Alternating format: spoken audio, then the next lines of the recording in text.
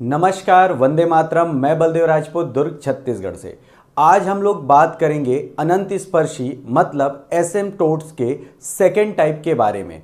मैं जब ये वीडियो आपके लिए बना रहा हूँ तो आप एक चीज़ को ध्यान देंगे कि इससे पहले मैंने एसिम्प्टोट्स यानी कि अनंत स्पर्शी के रिस्पेक्ट में 2 वीडियो पहले बना चुका हूँ, जिसमें पहले वीडियो में हमने ये बताया था कि एसिम्प्टोट्स या अनंत स्पर्शी का जो फॉर्मूला है उसे किस प्रकार लगाया जाता है, जबकि दूसरा जो एसिम्प्टोट्स या अनंत स्पर्शी का जो मैंने एग्जाम्पल बताया था उसमें जो फर्स्ट टाइप का जो फॉर्मूला था उसको कैसे यूज़ करना है उसको मैंने बताया था।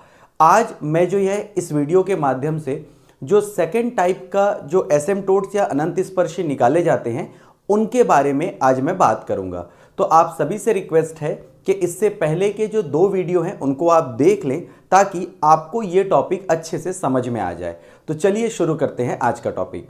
देखते हैं अनंत स्पर्शी या एसिम्प्टोट्स के लिए जो सेकेंड टाइप का जो फॉर्मेट है वो इस प्रकार से आता है।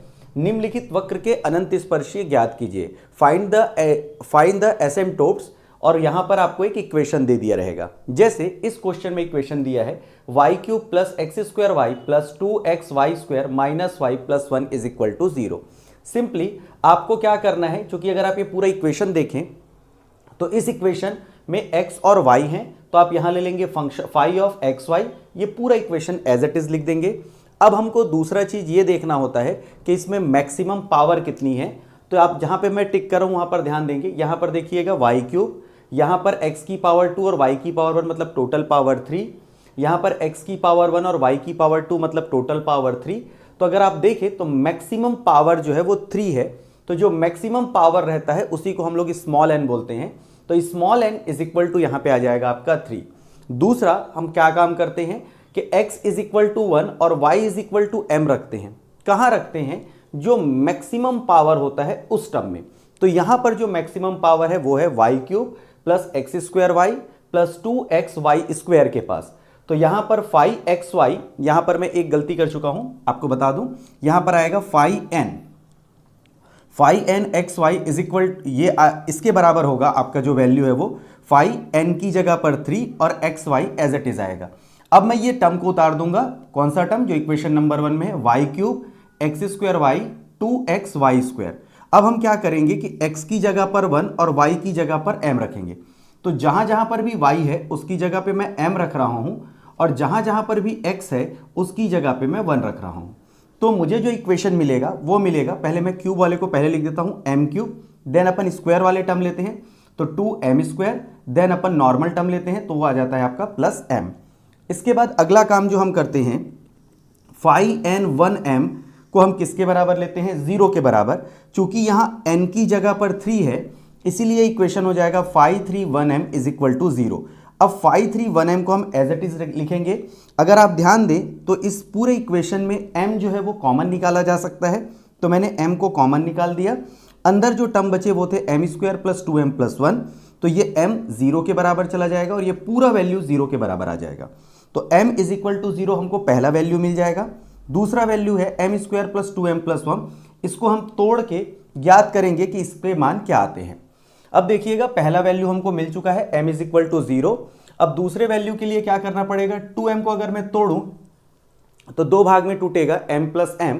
अगर मैं इन दोनों से कॉमन निकालूं m और इन दोनों से अगर 1 कॉमन निकालूं तो मुझे जो इक्वेशन मिलेगा m + 1 ब्रैकेट के अंदर +1 कॉमन निकालने के बाद ब्रैकेट के अंदर m + 1। अगर आप ध्यान दें तो इन दोनों को मैं कॉमन ले सकता हूं, तो m + 1 मैंने कॉमन लिया, अंदर अगेन क्या बचेगा? m + 1। अब इस m + 1 को एक बार 0 के बराबर और ये वाले m + 1 को एक बार 0 के बराबर हम लिख के अलग कर देंगे। इसके बाद क्या होगा? अगर मैं 1 को इधर ले जाऊं तो m का मुझे वैल्यू मिलेगा -1। अगेन मैं 1 को इधर ले जाऊं तो मुझे m का दूसरा वैल्यू मिलेगा -1। तो अगर आप ध्यान देंगे तो यहां पे आपको m की 3 वैल्यू मिलती है, जिसमें से पहली वैल्यू है 0 और दूसरी और तीसरी वैल्यू सेम है जो कि है -1। अब ध्यान दीजिएगा, जब 2 मान अलग अलग हों, अब मैं कैसे बोल सकता हूं 2 मान अलग अलग हों? अगर मैं -0 को मैं पहला मान ले रहा हूं और ये जो -1 है इसको मैं दूसरा मान ले रहा हूं, तो यहां पर पहला वैल्यू ये हो गया और ये दो -1 इन दोनों को मैं दूसरा वैल्यू ले रहा हूं। तो इसके लिए एक अलग फॉर्मूला यूज़ होगा और 0 के लिए एक अलग फॉर्मूला होगा।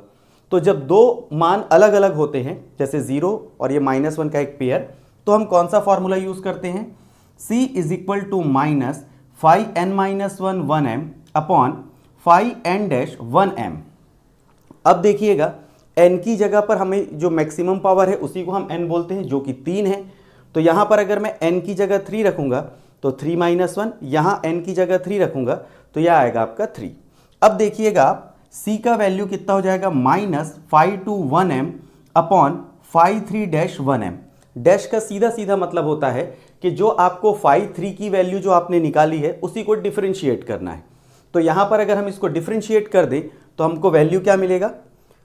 ध्यान दीजिएगा, यहाँ पर अपन वैल्यू लिखते हैं 531m को हमको डिफरेंशिएट करना होगा।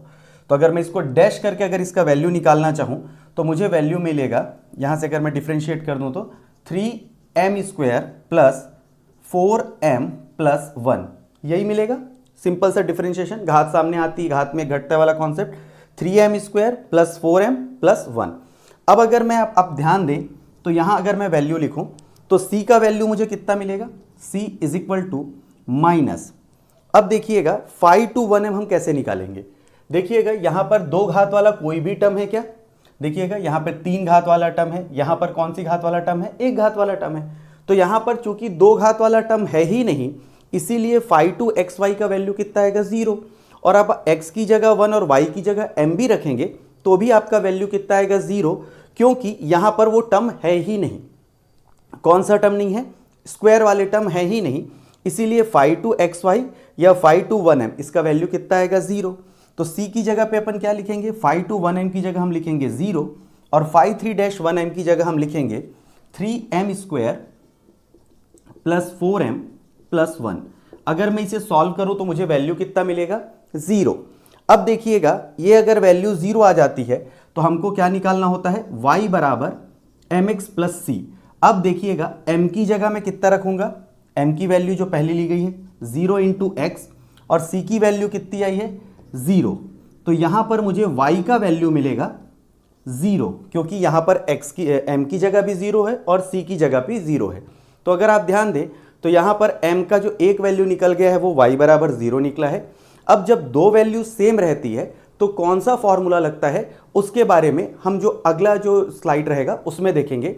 उससे पहले आप इस पूरे जो मैंने लिखा हुआ है उसका स्क्रीनशॉट ले लें, ताकि आपको जब मैं ये जब दो वैल्यू सेम आती है तो उसे कैसे बनाते हैं जब मैं उसको बताऊं तो आपको समझने में आसानी हो। आप इसका स्क्रीनशॉट ले सकते हैं। तो चलिए अब आगे देखते हैं कि जब दो वैल्यू सेम रहता है तो हम C का वैल्यू कैसे निकालते हैं। तो देखिएगा जब m के दो मान एक जैसे हों, मतलब दो मान समान हो, तो हमारे पास जो फॉर्मूला होता है वो होता है c² 2 53 1m plus c into 52-1m plus 51 is equal to 0।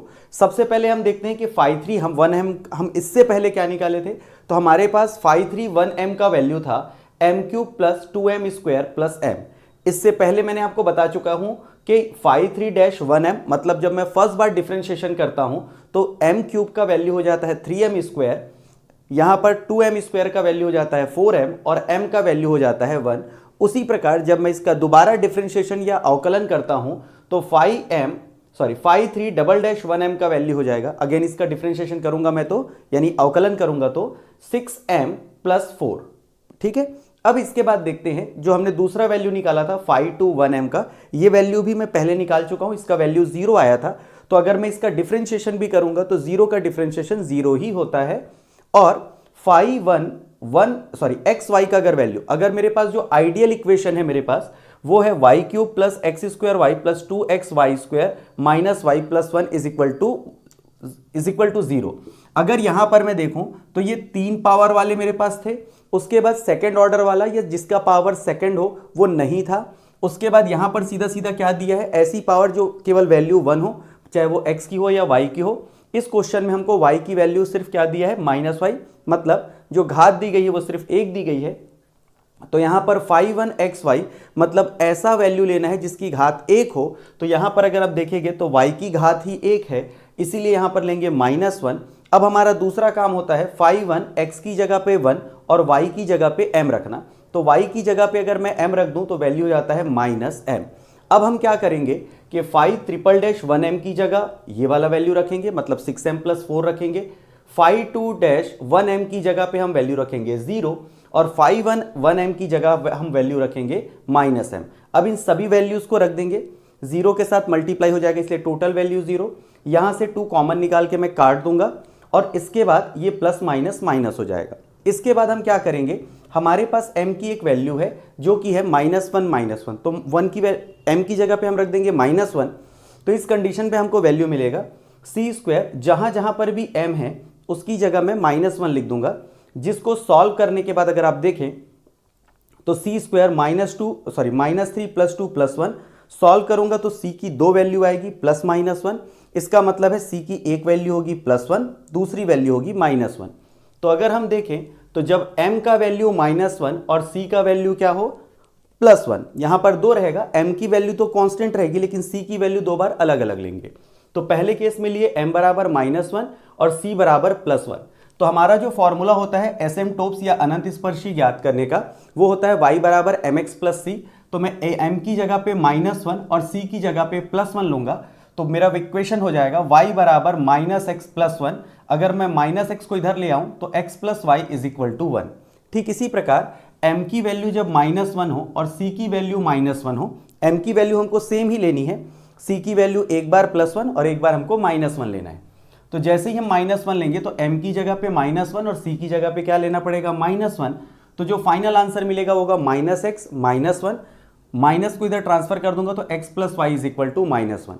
तो हम फाइनल आंसर कैसे लिखेंगे, अतः y² + x² y + 2xy² -y + 1 = 0 के ऐसे अनंत स्पर्शी इंग्लिश में।